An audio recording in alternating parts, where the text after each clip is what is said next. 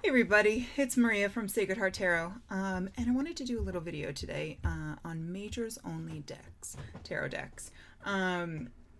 This video is partly a request and partly based on some conversations that I've been having in the Tarot Nerds group on Facebook.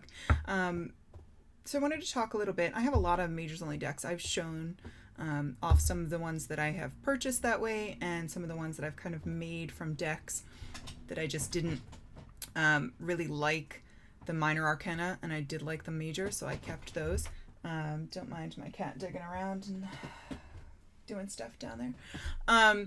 So I wanted to kind of go over some of the ways that I use them, and some of the ways that that you can integrate them into regular tarot readings, and or maybe just use them on their own. And then we're going to go over a spread that I learned that I like to use a lot with them. I have right now in front of me my Golden Worth Tarot, and I decided we were going to use this one because it's shiny and I'm a magpie. So I'm going to pull this one out and we'll kind of talk about this one, kind of talk about the different things that I do while I have this one in my hands. So the first thing that I like to do with a majors only deck, that's 22 cards, from the Fool to the World, or however it is so labeled in your deck.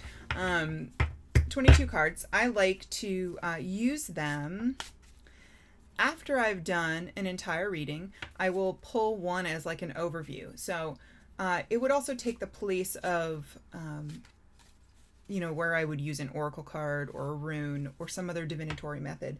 This would be one card or two or three, depending on the situation, pulled to kind of give an overview of the message. So I would do a regular reading, one of my 9 cards, Celtic Cross, whatever I'm doing, with the full 78 deck, major and minor arcana. And then I'd pull out a second deck that's just majors and pull one card.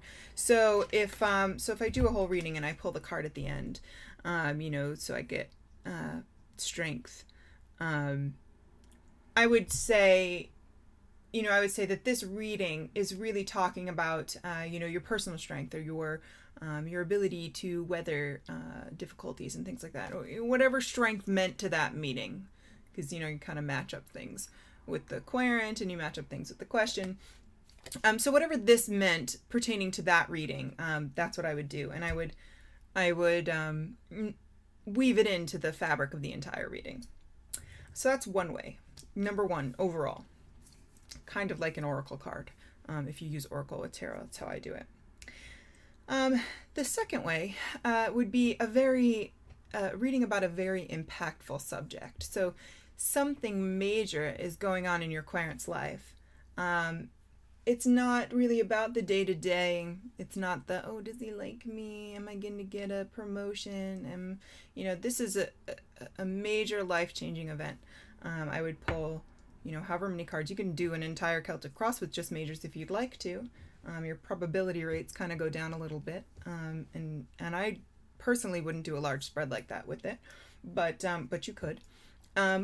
So if I need to have some, like a big impactful answer, I would use majors only, usually in a 3 to 5 card spread. That's what I like to do. And I would see the themes and how they react to each other in that spread, and what that meant for this, the really important thing that we're talking about in the querent's life. So that's number 2. So a very big, major life change reading for somebody that they need to know about.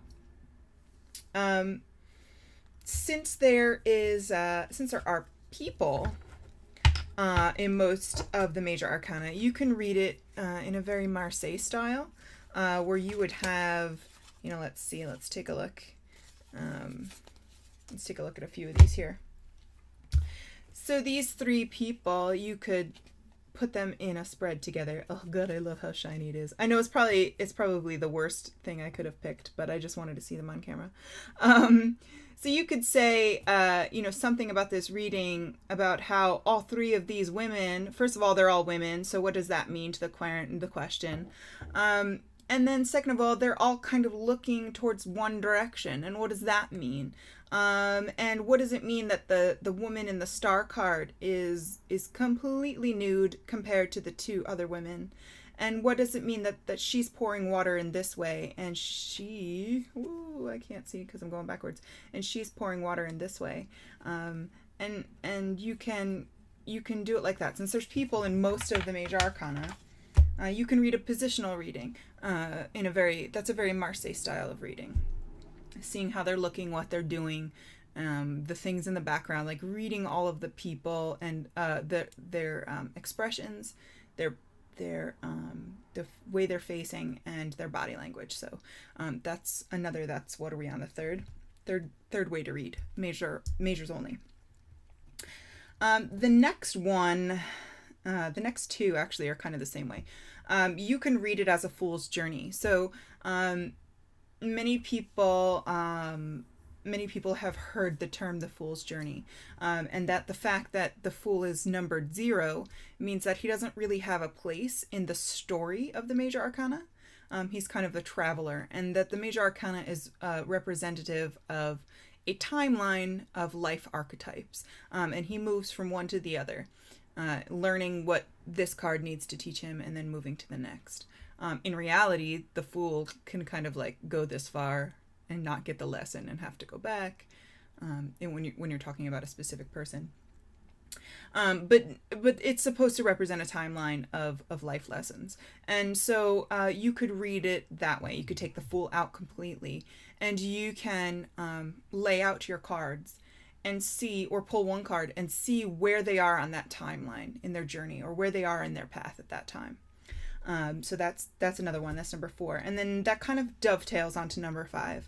I have done a video of a bunch of these readings, and I will leave the link in the description box if you want to check that video out.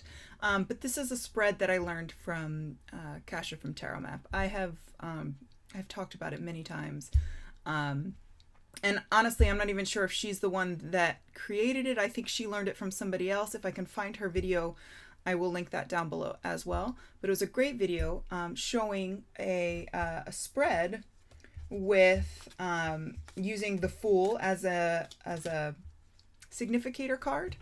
So the Fool would go in the middle, and then you would deal 2 cards, one to either side. One to either side.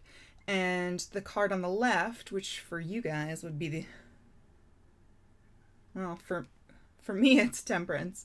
You would read that card as where the Fool has come from.